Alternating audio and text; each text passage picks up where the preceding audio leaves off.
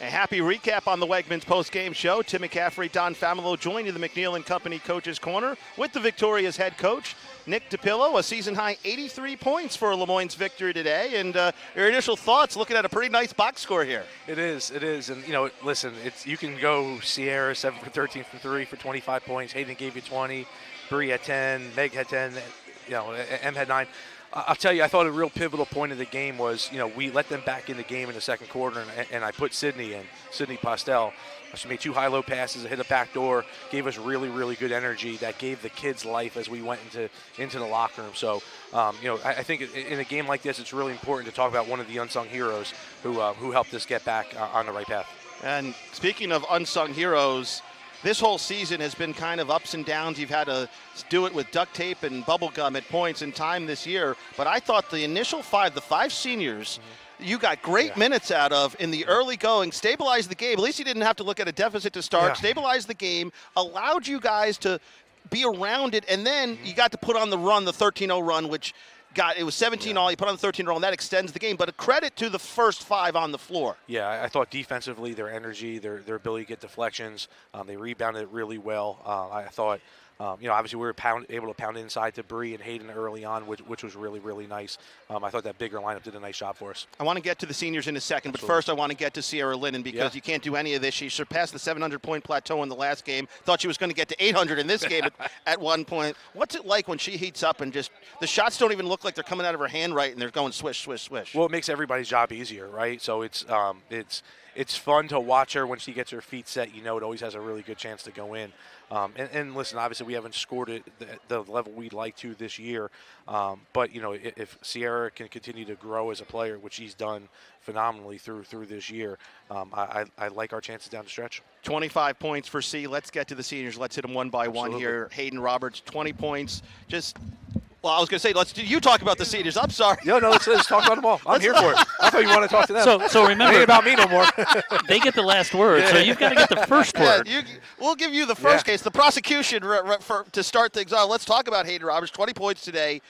Didn't do it from the exterior, got herself inside, and this is the Haeden Roberts we talked about, and I said, wait to see Haeden Roberts. When she wants to hunt down points, she'll get inside. This was the Haeden Roberts that I loved today, 20 points mostly in the interior. Yeah, it is, and you get 10 free throws, right, which is awesome. It gives us a rest. It gets them in foul trouble, which I thought we did a really good job of. Listen, I know she can shoot the basketball, and to see her get some confidence and get busy inside was huge for us. Bree Williams, another player that transferred in from Hartford and got a couple of seasons in, but her minutes, I know she's battled a lot of injuries, 10 points tonight, and was effective on both sides of the floor. Listen, she's a physical presence, every single night when she's playing to her potential. She gives us such an advantage, especially when we can go Haeden and Bree together. Not many teams in the league can match up with that. Emily Florvil, 4 of 4 from the field today, 9 points, 3 assists, but the number that I like is the 1 turnover in 20 minutes. Yeah, she's composed. She was poised. She found the right balance of attacking, getting into the paint, playing off 2 feet, making really, really good decisions. When she plays like that, I think we're really good. 2 players that you brought in for the season, Mia Yanagacio, a transfer in from Delaware. 18 minutes today. Hasn't really been able to find her shot this season, but hasn't led to deter on either end. No, hasn't. And obviously shot the ball really well a couple games ago against Wagner. I think that's what she's definitely capable of.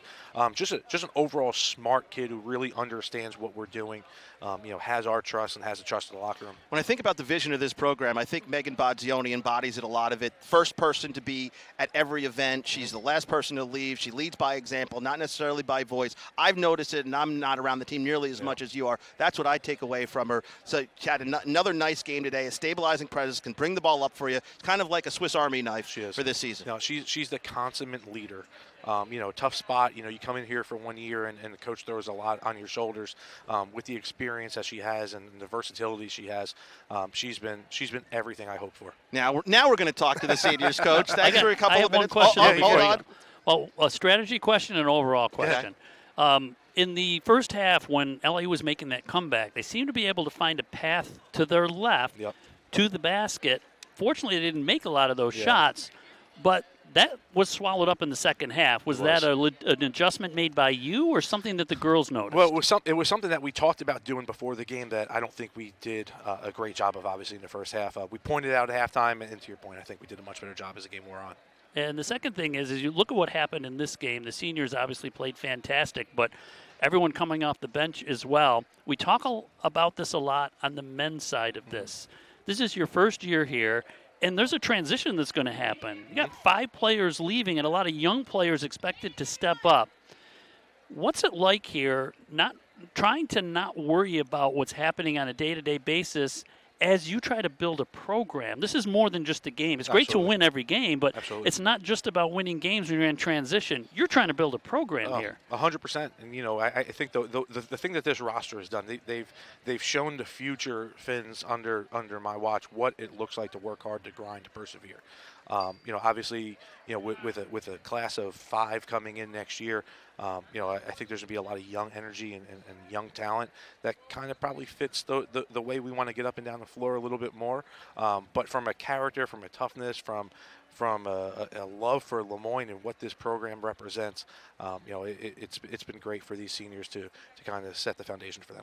And how much does it help now being through, I know you knew this league even before you got here, but being through a year in this league to know what type of player you're going to have to bring in to be successful in the NEC? Yeah, it does. You know, there are so many different styles of play in this league. I think the one thing that I realized in this league is if you have a group of young women who are connected playing together, and you do it consistently and violently in your follow through for 40 minutes, you know, we could be successful every night.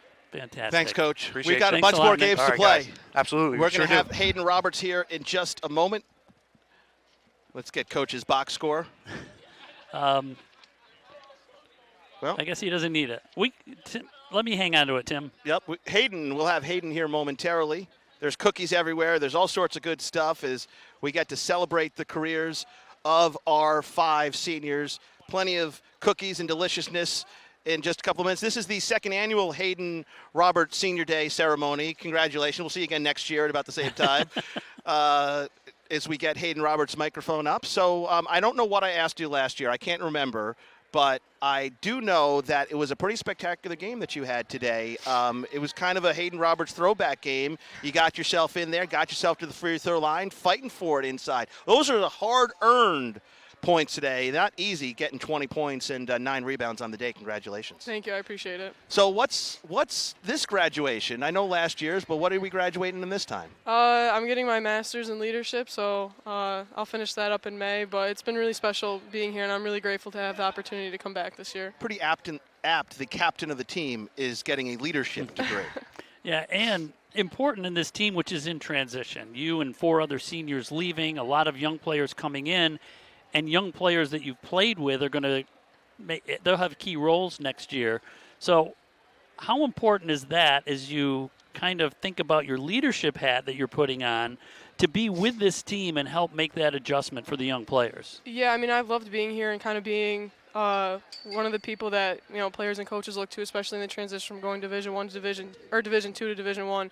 And I think just kind of bringing those younger people along and showing them the ropes and letting them know what the expectations are, what's expected of them. So then when the upperclassmen do leave and they start transferring into being the upperclassmen, that they know what's expected of them, they can execute perfectly what needs to be done.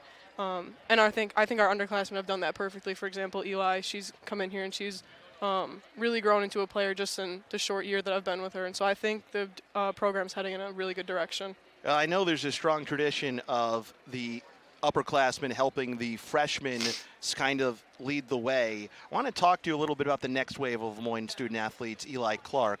You know, you've got to see, as a freshman, some really good players go out the door. What's it like being on the other side and seeing a really good player come inside the Moyne community? I mean, you get excited. You always want to see your team do good, even if you're not on the team anymore. And I think her, along with our other people that are going to be growing up and being upperclassmen, and then the people that our Coach Nick has coming in, I think it just makes the program look really well. I think they're going to take it in a really good direction. They're going to be really successful. Last year at this time, you weren't sure what you were going to do, and I think that's one of the good things about being young is that you don't have to make those decisions right here on our airwaves in the next 30 seconds. However, I do know you have a bit of a desire to go into law enforcement. Is that where you think your career is going to be headed? Or yeah. We don't have to hold you to it. You're not under oath. Okay. Yeah, I think I'm going to be heading into the criminal justice system. Okay. Yep. Well, good luck with that. And as always, the opportunity. You've been here for 4 years. Is there anybody you'd like to say hello to and immortalize on national television? As always, I want to thank my mom, my dad, my sister, the Allens, the Surgots, the Browers, all the people back home who have come to see me. I really couldn't do it without their support, and I'm really grateful that I've been able to see them in the stands these past 4 years. It's been really great. And Haeden, when you came here as a freshman, even before you came here, when you signed on to come to Moyne, did you ever think that you would be a productive Division I player before you graduated? Absolutely not. To be honest, I didn't really have any real expectations coming because I didn't know what to expect, and so this has been, it's been really amazing. I couldn't have asked for anything better. It is. It's something special to achieve this. But what's been really cool, and I've been really lucky to be part of this with you, is being able to see your family not every game, but just about every single game. No matter how good things are, the highs, the lows, they're right over there waiting for you. And I know they're going to be really happy to see you a few more times this season. Thanks for everything you've done, and big game, 20 points, helping lead the Dolphins to a victory and being our Wegman star of the game. Thank you. Thanks, Haeden Roberts. We're going to take a timeout. We have a few more seniors still to come. Megan Bodziony, Mia Yanagasio, and Brianna Williams and Emily Florvil. That's coming up on the post-game show. Back in the Splash with that following a Moyne Dolphin victory over LIU, 83-53 here on the Heights on the Moyne College Broadcast Network. Show Dolphins 83, LIU 53, win number 5 of the season. Talking to senior number 2 of the 5 Dolphins, and that is Megan Bodziony. She was in the zone today in the tune of 10 points. And, Meg, we talked to you following the Stonehill game. Before we encompass this whole thing, it's always awkward being a one-year player. You almost feel like, oh, how do I fit in? And I just wanted to compliment you as far as our listeners and our viewers can go. When players come in and then the first person to be there, you see them taking extra warm-ups and doing all the little things, I would like to tell our audience how hard you worked this year to try to get to be the best player that you can be. I appreciate that. Thank you. So, Meg, 10 points today, getting the victory on senior day. This is a 2-time experience for you. What was your year like on the Heights? I mean, I'm incredibly grateful just for this opportunity to have an extra year to play basketball. That's why I'm struggling with the idea of this part of my life being over. But, I mean, I can't thank Coach Nick enough for, taking a chance on me and me taking a chance on him, and just, what we've created, laying this foundation down for his era of this program. Yeah, and a lot of that is the experience that he brought in with you.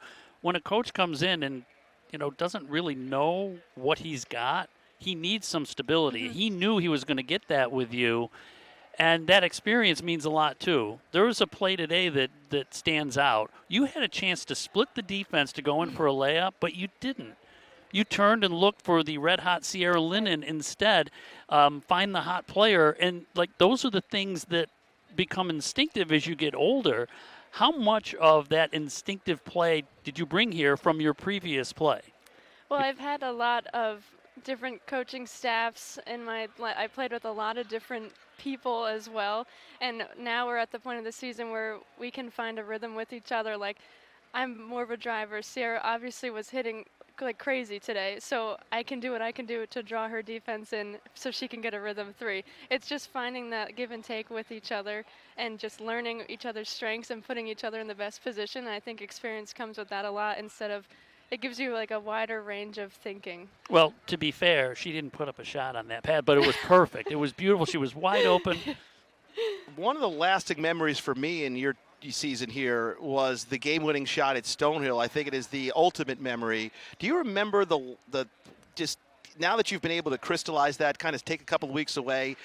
It's just surreal moment being able to hit. Do you remember has there been any other time in your career, collegiately or high school-wise, that you've hit a shot like that? And, what was it like? It just, now that you've had a chance to look back at it, just looking at that, because that was a big turning point in the season, hitting that shot. No, I haven't had a game winner in my college career, and I think it's just something that you're constantly chasing. That's what you practice for. That's what you watch it on highlight films of people. So just having that moment finally, it makes everything worth it, and just it feels so good to have it as one point in my career. No, I always say you don't have to. We're not going to hold you to it, what you want to do in your future, but is there anything on the path? I know with a couple of degrees, there's potentially coaching in the mix. There's a lot of different avenues you can go down. Is there anything that you're leaning to at this moment? No, I think right now, when the season ends, I'm just going to relax, collect myself, figure out life without basketball. And I am interested in a little bit of digital marketing, something in that aspect, because my MBA degree is in marketing, and I had my undergrad in communication and management. So any way I can mesh all three of those, I think will be exciting for me. Now, still a few more games to play, so enjoy these last moments because you can never go back. This is the best time. And definitely realizing And I have a that. question related to that. As you are you're finishing your career in a handful of games. What advice do you have to the underclassmen, to the freshmen especially, about how quickly the time seems to pass? Yeah, it definitely, and it's hitting me a lot recently. So I would just say those days where you don't feel like doing it or you don't want to put the full effort in, like those are the days you really got to push yourself through it because you're really going to get the better end of it on that second half. And it's all going to come back to you in the best way. I believe in good karma. So if you just stay the course and persist even through the lows of lows, it's going to help you. Hasn't always been the easiest season, but seeing a smiling face and one that works hard is always appreciated. Thanks, Meg, for giving us a couple of minutes, and we'll see you in the next few games down the stretch here. Maybe we can make a run. Yes, thank you, guys. Thank you. That's Megan Bodziony. We'll see who is next here on the Wegmans post-game show. Okay, she's right now. She's behind the curtain. This makes for great television and radio, folks. Following a final score of Moyne 83 and LIU 53, where there is a B-Will, there is a post-game interview. But the balloon's gone. What happened to the balloon? Well, it kind of matches Tim's tie a little bit. Oh, no, you're good. You're good. We're good on the balloon. We'd like to get you out of here in time for dinner today. Brianna Williams, I think this is the first time that I've talked to you on the air. I mean, I've talked to you just passing through. Yeah. Thanks for being here. This was a pretty cool day. You got to start with 5 seniors, and you got to end with 5 seniors. How cool was that for you? It was so cool. It was really special, especially with all the things that we've gone through throughout the season and just being able to be on the court together. It's really special. So I'm going to ask you about something really silly to start things off. You had 1 3-point shot at Hartford, but you also had 1 3-point make at Lemoyne. Yeah. You made one at Merrimack. You had a couple attempts, but it just, I remember you beat the shot clock on a deep 2. I think it was at Colorado State. She can shoot a little outside shot. You knocked the shot down in Merrimack. Just tell me, do you remember that 3? Because they say forwards always remember the 3-point shots that they hit when they don't take them. Yeah. Take me through that 3-point shot attempt, because it's got to be one of your 3 best memories here. Definitely. That game, it definitely was, it's the beginning of the conference, so especially what we went through non-con and being able to bring what we put in, like the work that we put in, and have it culminate in that game. And I was feeling good. I was having a pretty decent game, so I was like, okay, they left me open. Might as well shoot it. Well, you enjoyed Puerto Rico as well, 16 points against North Carolina Greensboro. Yeah. Over the last couple of years, you've been part of just the D1 program, so you've gotten all of the fantastic, from Colorado Red Rocks to Los Angeles, being on the beach, to a little bit more Northern California and San Francisco, to Puerto Rico. Do you have any special moments of the last 2 years of all the travels that stand out to you?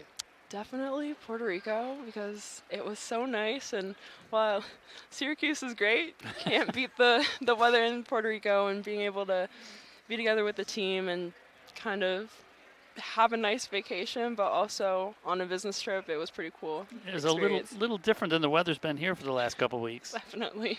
So when it's all said and done and there's nothing left to say or do, is there something that sticks out about your 2 years at Lemoyne that you care to share with us? I'm just really grateful for the community and my Lemoyne family.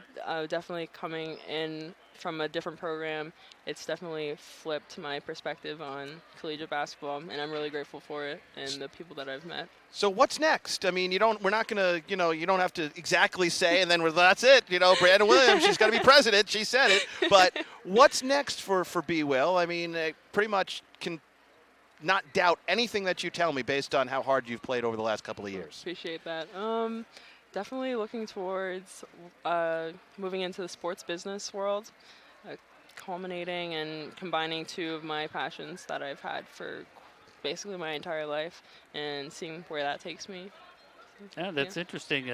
I want to talk to Mr. Granozio there, who's a full-time employee of the New York Yankees. We've got a lot of contacts, so make sure you keep in touch with us. Corinne Batavian working in the Washington Mystics organization. Yeah. Okay. So, we'll it's more off-the-air talk. I want to mention also, we mentioned the family of Haeden Roberts being here, but I'd be remiss if I didn't mention your family being here. At times, just a couple, at times greater in number, but it has been a really cool dynamic of seeing your family here just about every game. What does that mean to you? Oh, I'm so grateful. I wouldn't be who I am. I wouldn't be where I am without them. So I couldn't repay them for what they've given me and what they've provided for me.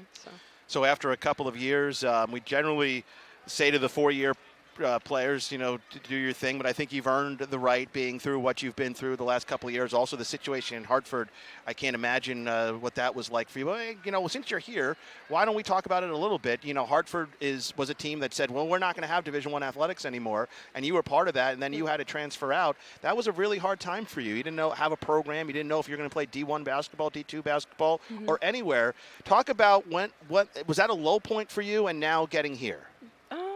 Definitely the fact of it just being unknown. There was no precedent. Yeah. And not being able to kind of reach out for advice because there was no precedent. But adversity builds character, and it creates the journey. Then this year you've got a ton of character. B. Will, is there anybody that you would like to say hello or goodbye to in your senior day interview here on the Heights? Brianna Williams. Anyone who's watching who couldn't make it but who supported me, I'm really appreciative of you all. So thanks, and fins up. Thanks, B. Will. And we look forward to seeing you the rest of the season. Now, we're going to see who's next. Tag in who's behind the curtain back there, B. Will. And say hopefully hello to your the family. balloon's still there. Hopefully. That's Thank you guys. That's Brianna Williams. We're going to take one more timeout, our final timeout on the Wegmans postgame show. Be back with Emily Florvil, Mia Yanagasio on following the Dolphins' victory over LIU by the final score of 83-53. Back in a splash with more of the Wegmans postgame show after this on the Moyne College Broadcast Network. Back on the Wegmans postgame show, Don Familo to my right, or left, I guess, if you're watching on television. And I'm Tim McCaffrey, joined by Emily Florvil. Key to the victory today for the Dolphins, 9 points, 3 assists, a couple of steals, 4 of 4 from the floor, and just the one turnover in 20 plus 23. That's pretty good, 20 minutes. Nice game, man. Thank you. We call you Emily, and one of the reasons we do that is because you combine Emily and energy and you get you. But it was exemplified today by a play that we had earlier. You went into that Westhurst Chevrolet banner on the end line, saved a basketball, and somehow ended up on a layup. You sacrificed your body. That sign might not be in the same shape it was, but I just want to, I appreciate all of those plays on behalf of everybody. I know everybody does, but thank you for 4 amazing years. Take me through what it's like to just dive out of bounds like that. Honestly, I just go for the best, and then I know my teammates are behind me. Whatever I hustle for, they're going to be there to pick up the energy I give them. And diving out of bounds and not hurting yourself. I couldn't do that. I couldn't get back up. Well, where I'm from in the city, you just got to bounce back up. We're real tough out there. Speaking of bouncing back up, I'd be remiss if I didn't mention the 2 people who walked you out there today, 2 former assistant coaches, Coach Terry Mannion and Coach Joanna Dabrowski. I know those 2 people mean a lot to you. They mean a lot to this program, but talk about that moment that you got to walk out on senior day. Honestly, ever since I knew I was going to have a senior day, I knew automatically, those were the people that I wanted to be with me. They started the journey with me, and I wanted them to end it with me. They're a big reason of why I am the way I am today. And even Mary Grimes, too, the old coach here, she had a away game, but I'm sure she's sending her love. Them 3 are the core to why I'm here. And then I was able to walk out with my new coaches as well to finish it off. Coach Nick and Coach MJ, Coach Casey. I want to talk to you a little bit about how you found Moyne in the first place, because I know that story is a pretty interesting one. So just your first contact with Moyne and just your first experience finding out about this school. Honestly, not a lot of people don't know this. I never saw the campus of Moyne. I committed over the phone, and I was uncommitted my whole senior year. And my high school coach had a good relationship with Coach Grimes when she got the job here. And then they were really good friends, and she just took a chance on me. I barely had any film for my senior year because of COVID, but my coach always told her, like, hey, she's a hustle player. She's going to do what you ask of her. And then she said, come on over. And then my first year, she ended up giving me a scholarship and said, like, I'll always be good here. Yeah, and it's, you were brought here with basically no expectations, nothing promised, and you earned a full ride, and that was as a Division II basketball player, Right. let alone, you don't hear a lot of Division II players. They come up here and walk on, we'll see how it works out, and then you got a Division I scholarship through a lot of hard work. Right. I know that your high school coach was very high on you, but he always would say, she's great, but she's got to work on her shot a little bit. She doesn't shoot that well. I want to talk to you a little bit about your free throw percentage. I know it wasn't perfect today. You were, I'd say, probably a 50-50 free throw shooter when you got here, and now Yeah. you're probably closer to a 4 out of 5 free throw shooter. And to me, the only way you get better doing that is by working. Yes. And I know you're in the gym a lot the last few years trying to get better. Some of the role models that you've had as Moyne, I know there's a lot of names over the years. LaToya Baker is always one that comes up. But Right. do you have somebody that was very important as a player for you when you were a freshman? As a freshman, I'd say my first year, I think I'd say Lexi Gruss. She took me in and then was always giving me the confidence, even at times where she needed it herself. So that's an upperclassman that was there for me, I feel like. And LaToya, too, because she was held at a high standard, and, like, sometimes that may make people feel like they're up on a pedestal, but she would never look down on us, and we'd feel like peers, and she'd bring me along with her. How cool is it to see people with your cardboard cutouts of your faces, to see Lexi's face with you and her on that old T-shirt today? How cool is this moment for you? It's amazing. I mean, it just shows, like, the relationships that basketball builds, like, is more than just on the court. Like, it's forever. When you leave here in a couple of weeks or months, in the case may be, your legacy here may not be known by the statistics, but it'll be never, ever forgotten. How would you want people to remember you here at Moyne as far as your basketball play and even as a person?